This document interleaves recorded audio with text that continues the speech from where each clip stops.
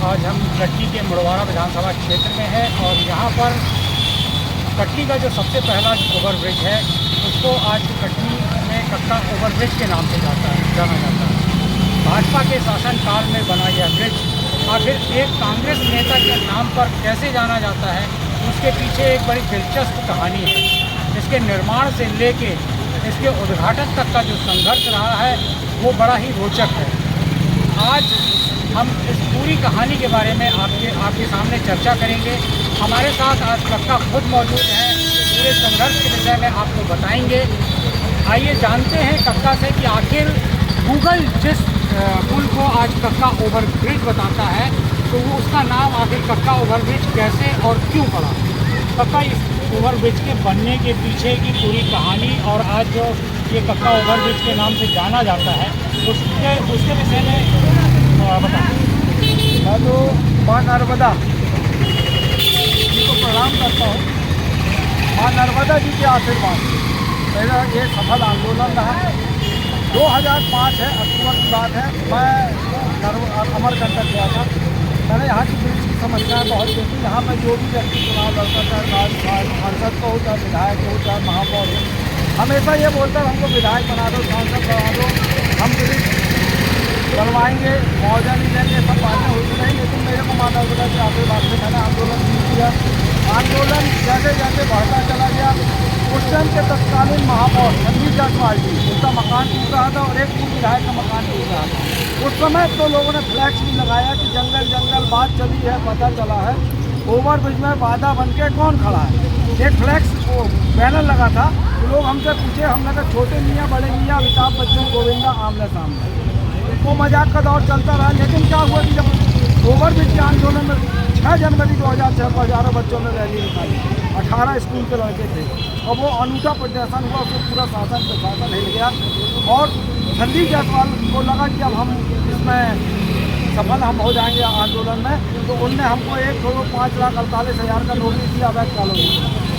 मैं गया कमिश्नर को, मैंने बोला मैं सेठ हुकुमचंद जैन स्वतंत्रता संग्राम सेनानी का नाती हूँ, मैं पैसा जमा करने को तैयार हूँ, बताओ कैसे है।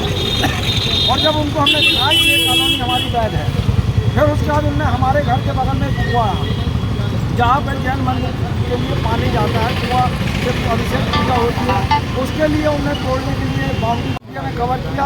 मैंने संदीप के खिलाफ रिपोर्ट की, संदीप ने मेरे खिलाफ रिपोर्ट की।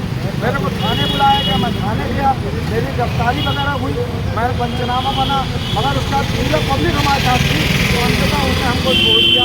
हाई कोर्ट में मैंने डायरेक्शन आवेदन लगाया, वहाँ से डायरेक्शन हुआ।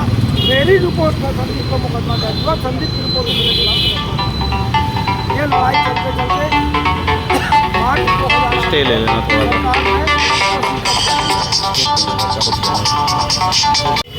जैसे कि इसके संघर्ष में आपके ऊपर FIR वगैरह भी हुई थी उस सिलसिले में? नहीं, FIR तो हमने किया था संजीव जायसवाल ने, लेकिन हाईकोर्ट के डायरेक्शन पर जांच हुई। मीडिया ने जो क्लिप बनाई थी वीडियो वगैरह, उससे ये पहले स्पष्ट हो गई कि संजीव जायसवाल ने तोड़फोड़ की। मेरी रिपोर्ट पर उसके खिलाफ मुकदमा होना, उसकी रिपोर्ट और मेरे खिलाफ मुकदमा। और फिर उसके बाद शासन में दबाव बना। अंततः 3 साल बाद 2 मार्च 2008 में तत्कालीन विधायक अलका जैन ईश्वर दास लोहानी ने भूमि पूजन किया और ब्रिज की प्रगति हुई। मैं सागर चला गया मेरी महामारी से। मैं जब आया तो यहाँ पे लोगों को 4.5 करोड़ रुपए जो मुआवजा भूमि अधिग्रहण होना था, मकान बना। मैंने उस पर लड़ाई लड़ी। 14 फरवरी 2011 को मैंने आंदोलन किया और अंततः 26 दिसंबर 2011 को मैं सफल रहा उनको मुआवजा दिलाने में।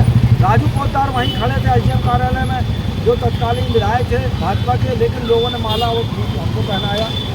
और उसके बाद मैंने सभी के कहने पर 1 जनवरी 2013 को विधिवत ईटा काटकर उद्घाटन किया, विज्ञापन दिया, पटाखे फोड़े गए। और उसके बाद गूगल ने या सबने बोला, हमारे उस टाइम नारा भी खूब फेंक हुआ, ये पब्लिक है सब जानती है, कक्का ओवरब्रिज को पहचानती है।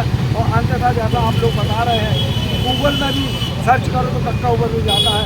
ये माँ नर्मदा का और उन बच्चों का आशीर्वाद है, बच्चों की रैली का खड़ा। जैसा कि आपने अभी कक्का से बात की और सुना कि इस ओवरब्रिज को लेके जो संघर्ष हुआ उसमें क्या पीछे की कहानी रही।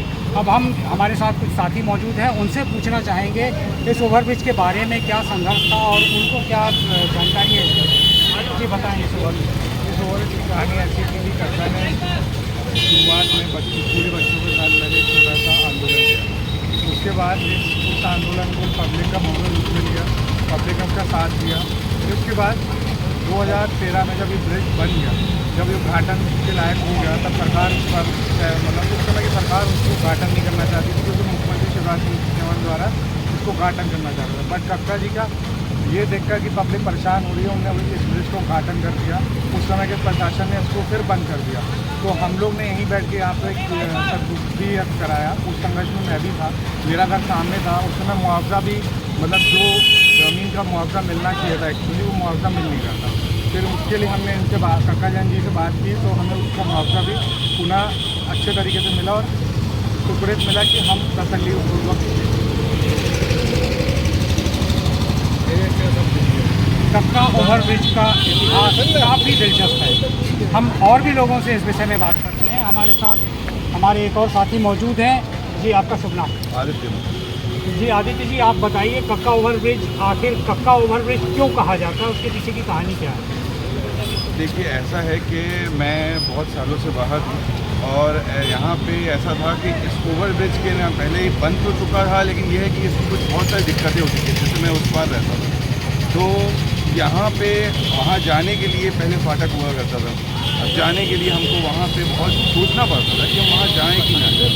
लेकिन ये जब हमारे चाचा जी ने जब इनको चालू करवाया और जब ये पूरा ये उन्हें अपने जब तक अपना पूरा खून पसीना एक करके लड़ के रगड़ के इनका उद्घाटन करवाया, इस वजह से अभी आज हमारे साथ ऐसा हो गया कि हमको यहाँ से वहाँ आने जाने में हमें बिल्कुल सोचना नहीं पड़ता एक सेकंड के लिए भी, क्योंकि हाँ सिटी आना है, 2 मिनट गाड़ी उठाए और आ जाए।